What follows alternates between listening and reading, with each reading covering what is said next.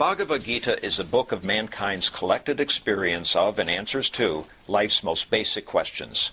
Who I am, from where do I come, what is my purpose and destiny, and most practically, how do I find happiness? These podcasts originate in the lectures of Neil Bhatt, a disciple of Swami Chinmayananda. They are presented here in 20 to 30-minute segments, each covering 3 of the Gita's 701 verses. Welcome to Gita Wisdom for Daily Living. We have been discussing Chapter 2, Sankhya Yoga, Yoga of Knowledge.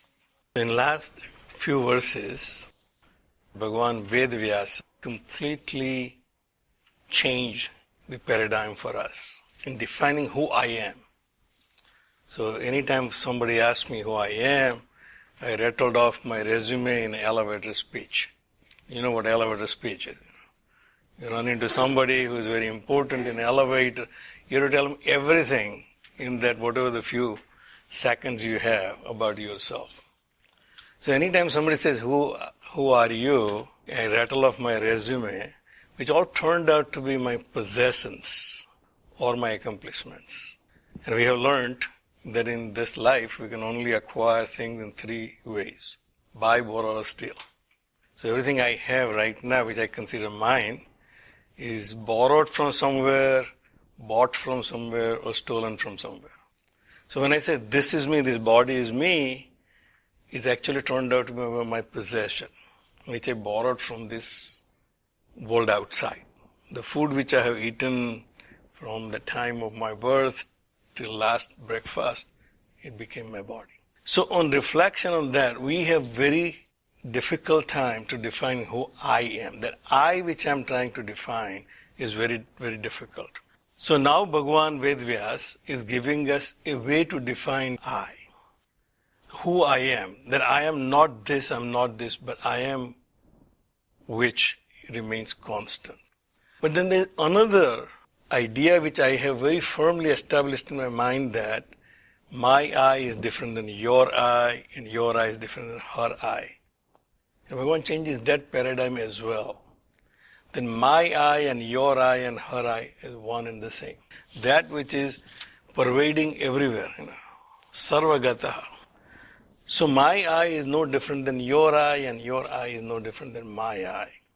So we had been defining this, what is that I? That the only thing which I never have to buy, borrow, or steal from anybody.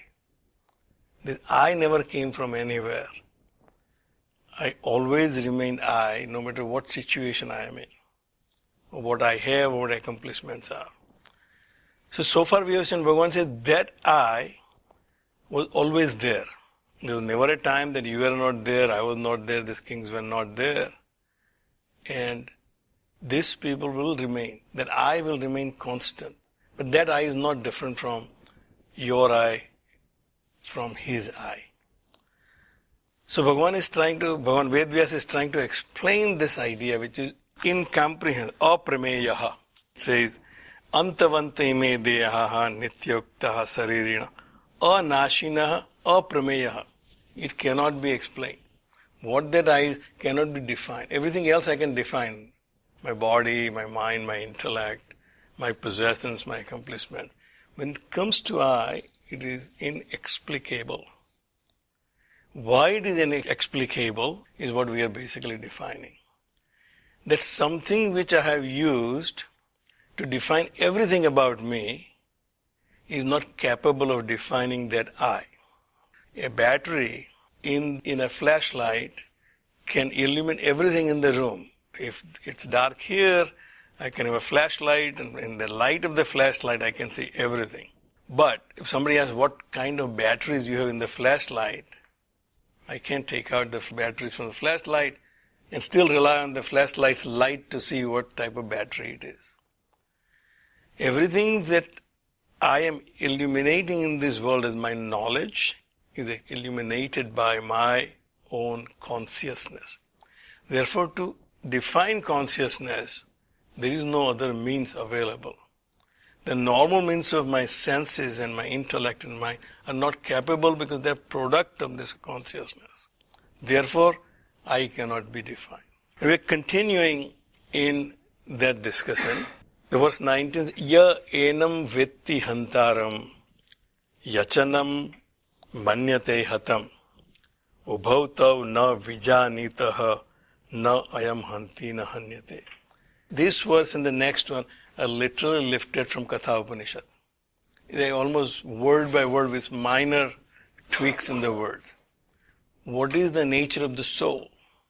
And the Yama's answer is, there is no death for the soul. Who considers the self to be the killer, who considers the soul to be killed?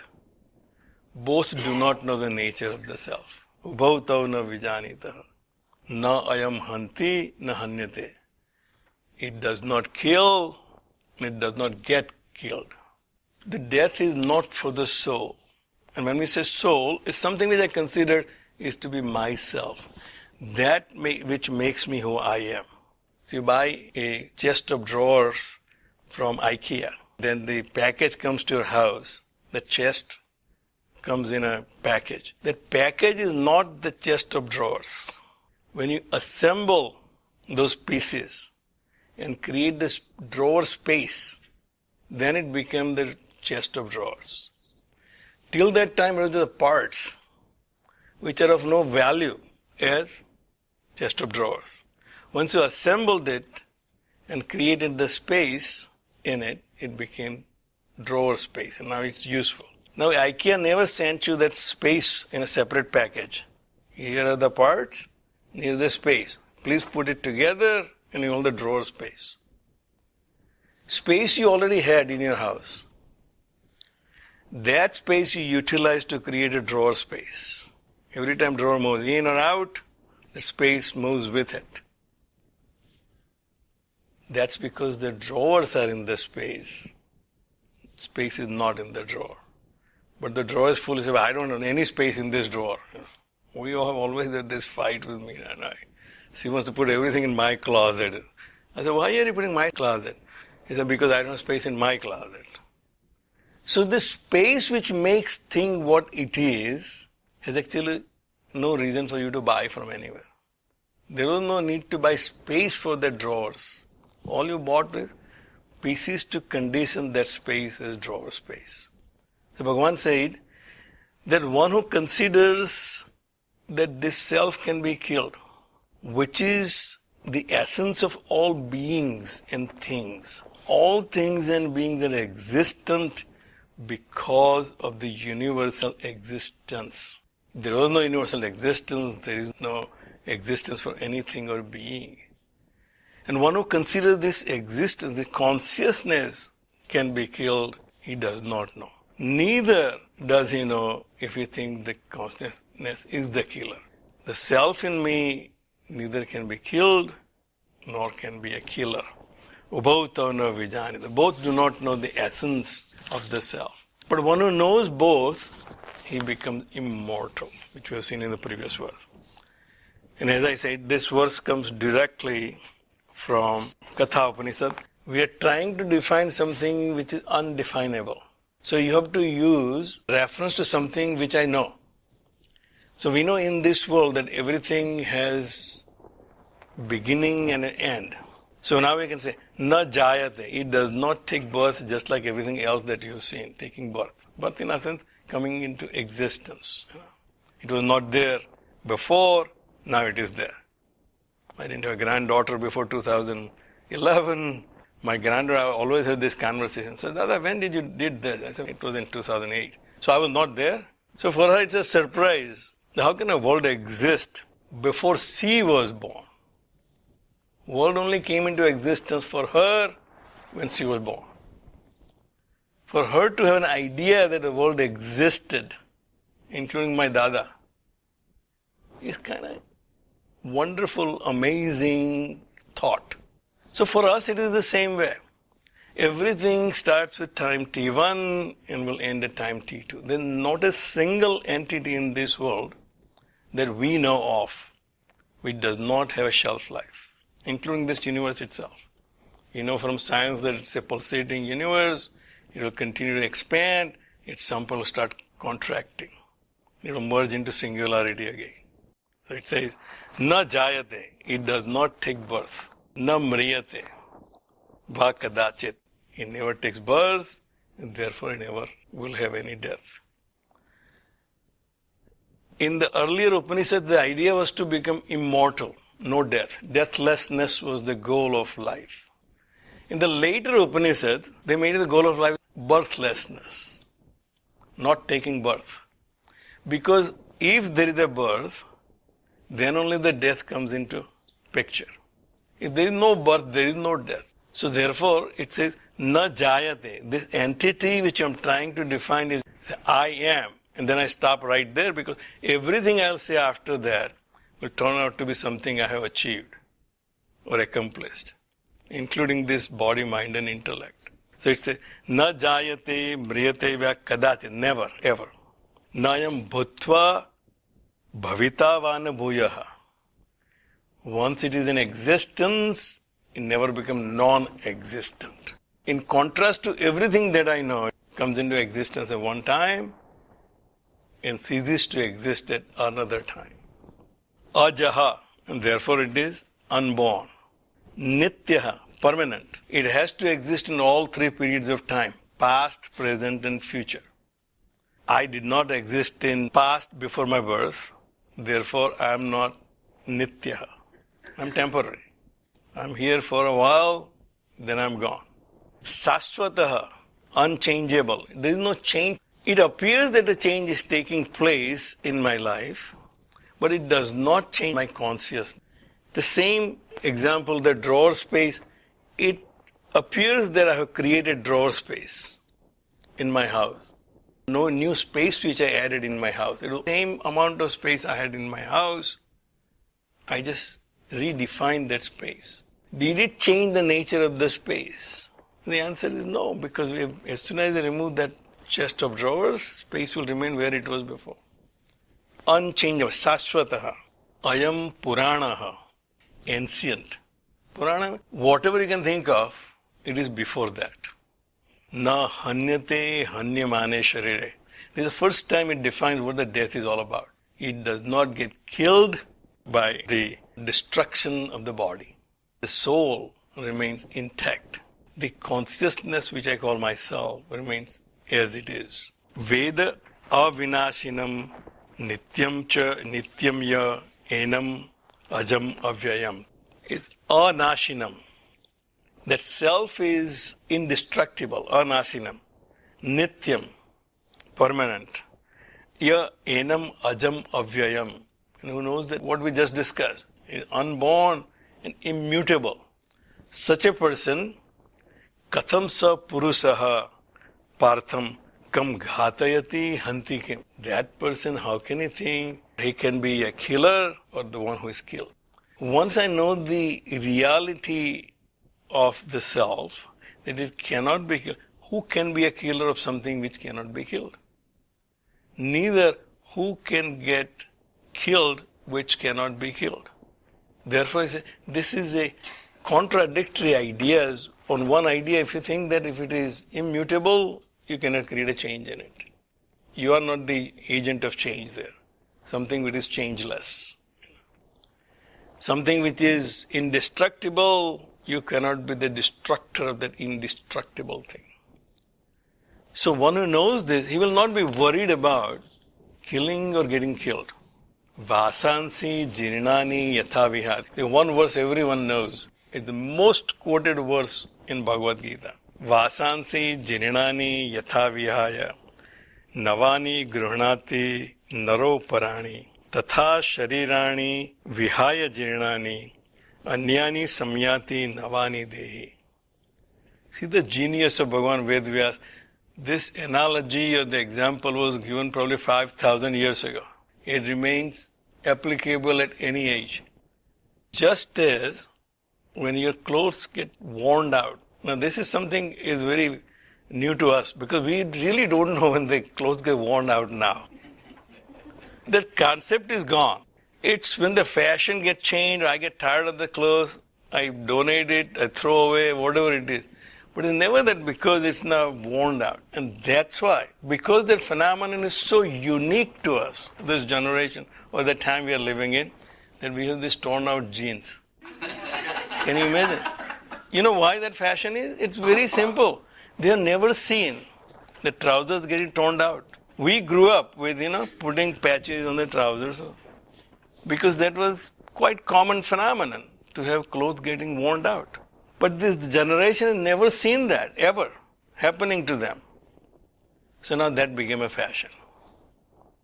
Now that fashion was not there when we were growing up. What are you wearing? You're ashamed if your trouser is torn. Now you're very proudly displaying on a TV.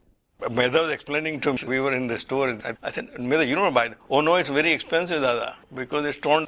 The very fact that it is not experienced before, it has become a fashion now. When Vyasa's time, people were only changing clothes when they're worn out, torn out. Vasansi jirnani yatha viharam.